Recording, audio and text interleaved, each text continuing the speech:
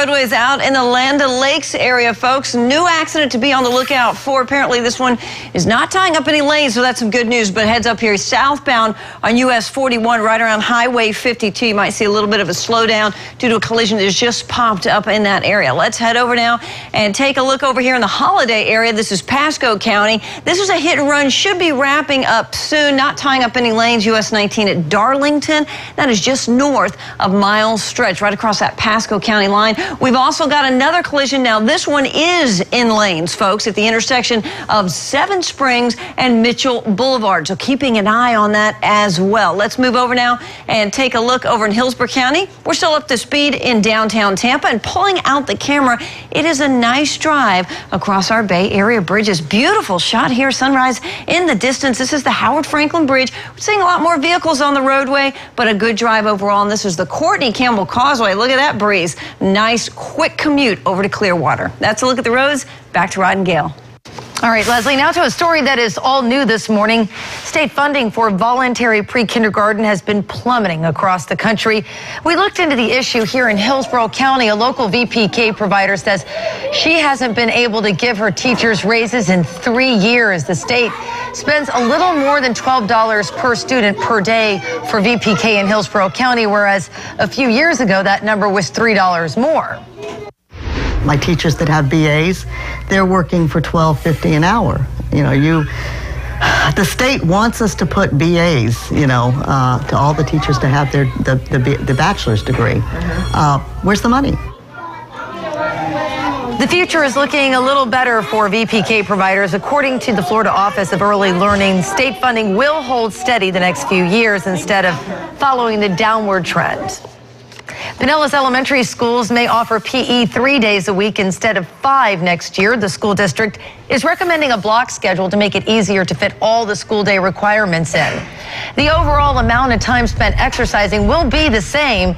The kids will just meet for longer class periods, fewer times a week. Now, opponents say kids need daily exercise.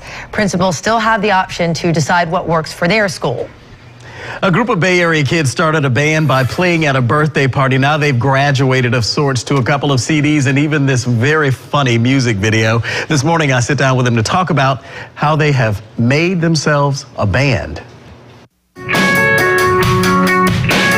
In a back room in their Largo home, these two young men, along with 3 of their friends who couldn't miss school the day we stopped by, are making music. 5 years ago, these young men formed a group to play at a birthday party for one's father. It was kind of a rough start at first, but then they realized they had something. So they stuck with it and then gave themselves a name. Bet Me I'm Lying. No, I'm not lying. That's the name of the group. Bet Me I'm Lying. I mean, I think we're kind of rock a little bit of pop punk. The youngest of them is 14-year-old Brendan. He was only 8 when they started playing together. Not sure if music is in his future, but he certainly does love playing those drums, and he's really good, too. I think it would be really cool being a professional musician, but I mean, there's also other things that I could do in the future. I'm just not exactly sure at this point. Brendan's brother Jackson writes some of their material, which caught the eye of a national recording group called Red Jumpsuit Apparatus when the group played Rockapalooza in Ann Arbor, Michigan. We've always been pretty creative-minded, so with that musical background, we wanted to expand on it and make it our own. Now, Bet Me I'm Lying has a music video, and they're about to release another CD. In the video, based around unlikely superheroes, you can really see why the group is successful now and what makes it work. You know, there's kind of the whole cliche friendship thing, you know? That's definitely a real part of it. We've definitely come to like each other a lot, you know? You know, I think they have the distinction of being the youngest touring rock band in the country, but they are a great group of kids. Love doing stories about kids doing good things. Yeah, they are great, too. Very talented. They really are good.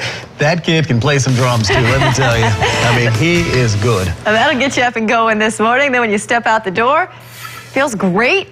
Comfortable temperature-wise. Now, our warming trend actually starts today. We're going to be a little warmer than yesterday. Temperatures will slowly climb back to what we consider normal this time of the year, which is mid to upper 80s.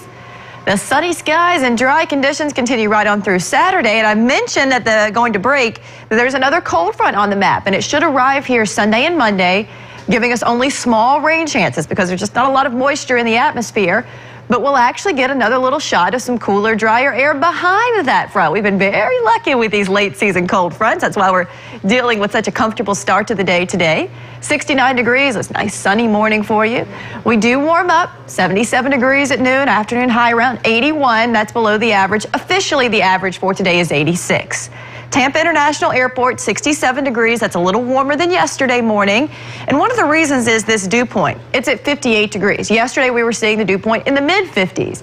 When you start seeing that dew point climb, it's an indication that the humidity is climbing. Now, it's still at a really comfortable range right now, certainly what we would consider low humidity, but it's on the way up. Mike in North Lakeland this morning checked in at 58 degrees. Seeing temperatures very nice. 52 are one of our cool spots up in Inverness at this point, but most of us 56 degrees right now in Waimama, 61 in Clearwater, not bad.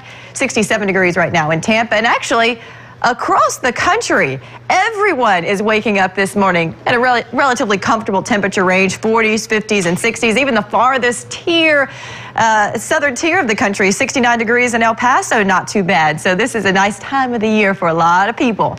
Heading over toward the Central Plains, though, this kind of area of kind of spin in the atmosphere, those clouds and showers. That's our next cold front, sort of just getting its act together now.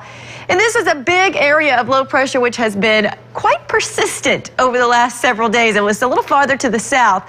Now it's beginning to head north, and it's going to lose its impact on the southeast and allow an area of high pressure to really build in. So there goes this low pressure, and high pressure leads to clear skies, sunny conditions, still low humidity today, and today is just slightly warmer than yesterday. But as high pressure continues to push east, it's going to start tapping into some of that winds coming from the south and east, bringing back the warmth and bringing back the humidity.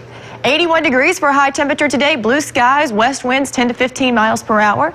This evening, 76 degrees, not bad, still a nice breeze. Low temperature tonight, 65 degrees. So check out this 7-day forecast. Our nice stretch of weather continues. Warming up tomorrow to 84, 86 Friday, and 87 Saturday. And for Mother's Day, you get a cold front for your day. A 20% rain chance there, then slightly cooler by Tuesday. So obviously, even though we are calling for small rain chances, it is a small rain chance. Keyword small. Yeah. All right, thanks. Well, the News Channel 8 Today Great May giveaway continues this morning. All you have to do is watch every weekday from 6 until 7 a.m. When you see the word of the day, head to our News Channel 8 Today Facebook page to enter. Today's word of the day is Red Sox. Every morning this week, we're giving away 4 tickets to the Rays-Red Sox game. Good luck. The latest winner is Luis Rodriguez. Congratulations to her. We'll introduce you to another winner and the new word of the day tomorrow morning between 6 and 7. Well, she won American Idol back in 2005. And soon, Carrie Underwood will become a very familiar face here on NBC. We're going to tell you about the exciting news coming up in a moment. And in the next half hour, a search and rescue group is taking Casey Anthony to federal court over $100,000. We'll explain why. You're watching News Channel 8 Today.